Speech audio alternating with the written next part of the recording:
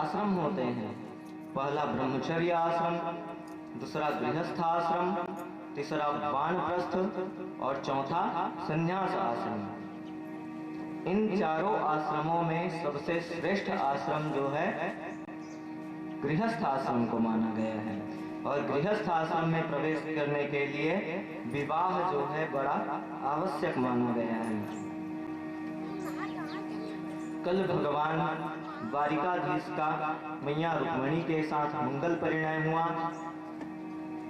आज की कथा में हम भगवान के अन्यान्य चरित्रों का, भगवान के और अन्य जितने भी विवाह हैं सभी विवाहों की चर्चा करेंगे। गृहस्थ आश्रम को इसलिए धन्य कहा गया क्योंकि सानंदम सदनं सुताश्च सुधवः कांता प्रिया लापिनी इच्छा पूर्ति धनस्य दोषरहितं स्वाद्यां परां सेविका आतिथ्यं सुरपूजनं प्रतिदिनं मिष्ठान्नपानं गृहे साधु संग भूयात् सतेत सततं धन्यो गृहस्थ आश्रमः। इसलिए गृहस्थ आश्रम को धन्य कहा गया है। यहाँ पर आपके आगे पीछे डोलने वाली, आपके सभी इच्छाओं को पूर्ण करने वाली आपके पास एक कांता है, एक प्रिया है जो हमेशा आपके हर इच्छाओं को पूर्ण करने के लिए सदैव तैयार रहती है। और ये जो सुख है गृहस्थ आश्रम में, जो सुख प्राप्त होता है वह किसी और आश्रम में प्राप्त हो ही नहीं सकता। ना आपको वानप्रस्थ आश्रम में मिलेगा, ना ही संन्यास आश्रम में मिलेगा। सानंदं सुदनं सुताश्च सुधवः कांता प्रिया लापिनी। संतान का जो सुख है वह भी आपको गृहस्थ आश्रम में ही प्राप्त होगा। इच्छा पूर्ति धनस्य दोषरहितं स्वाद्यां परां सेविका। आपकी जितनी भी इच्छाएं हैं वह गृहस्थ आश्रम में ही पूर्ण होंगे। स्वाद्यां परां सेविका, निःशुल्क जो है कार्य करने वाली आपकी एक सेविका हमेशा निरंतर आपके आगे पीछे डोलती रहेगी। आतिथ्यं सुरपूजनं प्रतिदिनं।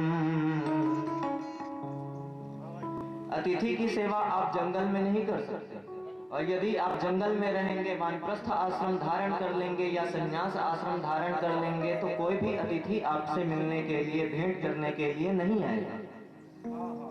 अतिथियों का आगमन होता है तो गृहस्थ आश्रम में ही अतिथियों का आगमन होता है। और अतिथि देवो भव कहा गया है। अतिथियों की सेवा करने का जो अवसर है वह गृहस्थ आश्रम में ही प्राप्त होता है।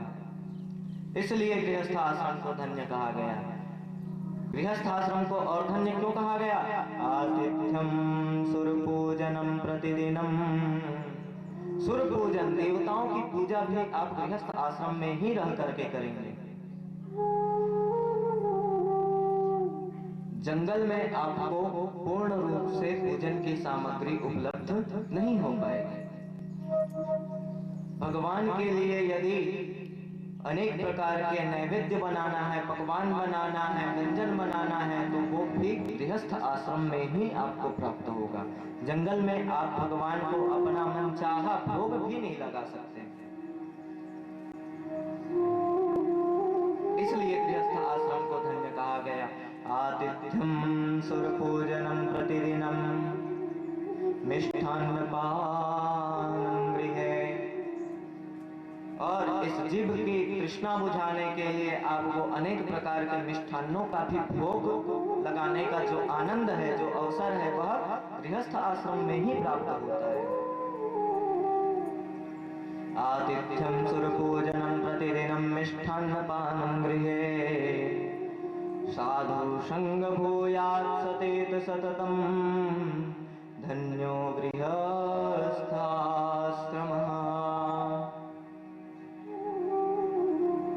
इस तरह का जो सत्संग का सुख जो है और भगवान की कथा श्रवण करने का जो आनंद आपको आज प्राप्त हो रहा है, वह गृहस्थ आश्रम के भीतर ही आपको यह कथा आज श्रवण पान करने का सुअवसर प्राप्त हुआ है।